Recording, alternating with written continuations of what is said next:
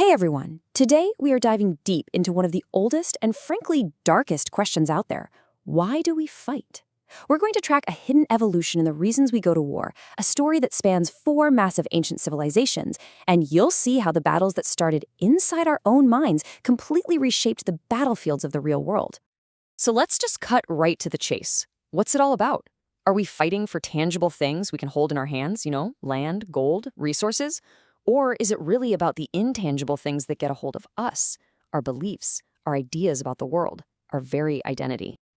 Okay, so how do we even begin to tackle a question that huge? Well, the key is to use a really simple but powerful framework. It basically boils down all the messy reasons for war into just two fundamental drivers. On one side, you have what are called thematic drivers. You can think of these as the practical, material reasons for a war. We're talking about fighting for wealth, for fertile land, forcing another kingdom to pay you tribute, or grabbing control of a key mountain pass or trade route. Then on the other side, you've got the ideological drivers. Now this is the stuff of the mind and the heart. This is when we fight over religious truth, over a concept like freedom, over who we are as a people, or for whose entire worldview gets to be number one.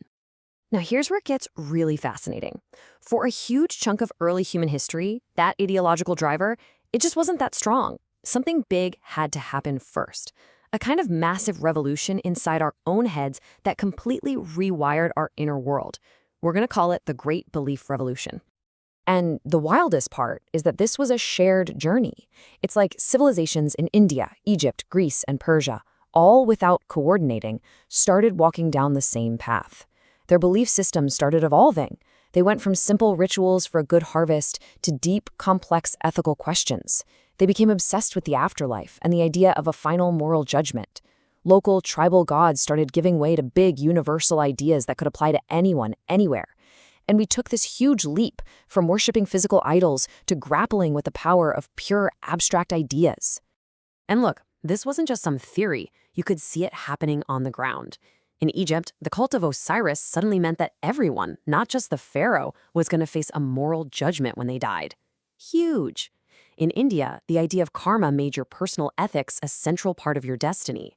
In Persia, Zoroastrianism basically reframed the entire universe as this epic battle between cosmic good and cosmic evil. And over in Greece, philosophy started shifting the focus from just pleasing the gods to understanding virtue and reason themselves. So, the big question is, so what? How does this internal mental revolution actually connect to the bloody reality of the battlefield? How did changing our minds end up changing the way we kill each other? All right, now let's look at the data, because this timeline shows us something pretty incredible. The wars are color-coded. Green means it was basically all about economics and resources. Red means it was purely about ideology. And orange is a mix.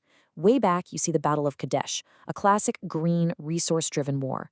But watch what happens as we move forward. See these blue stars? They mark the moment when these new belief systems really hit their peak popularity. Right around 500 BCE, as Zoroastrianism is peaking in Persia, the Persian Wars erupt. And notice, they're orange, a mix. Later on, the Kalinga War in India is profoundly shaped by the rise of Buddhism. A pattern starts to emerge, doesn't it? As these new ideas take hold, the wars fought nearby get more and more charged with belief. So what is this timing telling us? It's telling us this is no coincidence.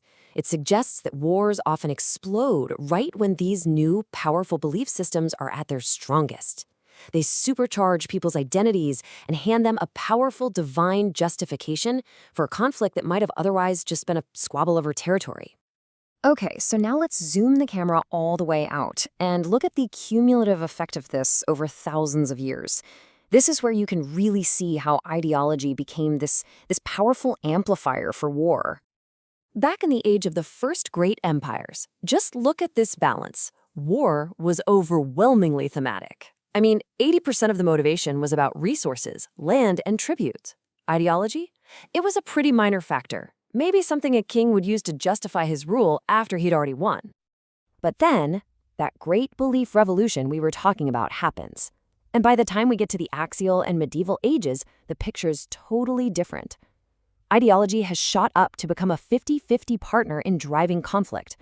Fighting for your god or your worldview is now just as powerful a reason to go to war as fighting for gold. It's a total game changer. So what about the modern era? Well, the balance shifts again. With the rise of things like colonialism and global capitalism, those thematic, economic drivers come back to the forefront.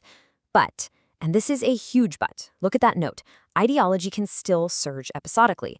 Just think about the wars of religion or the massive nationalist and political clashes of the 20th century. Ideology is still there, like a volcano, a potent force just waiting to erupt and amplify everything. So, if you remember just one thing from all of this, let it be this. This is the crucial point. Ideology didn't necessarily replace the old reasons for war, it amplified them. It took a straightforward fight over a river or a mine and turned it into an existential struggle for the soul of the world, a battle over truth itself. And that, of course, brings us right back to our own time. If history teaches us that our ideas are the great amplifiers of conflict, well, it forces us to ask a pretty uncomfortable question. What beliefs, whether they're political, economic, or religious, are amplifying our conflicts today?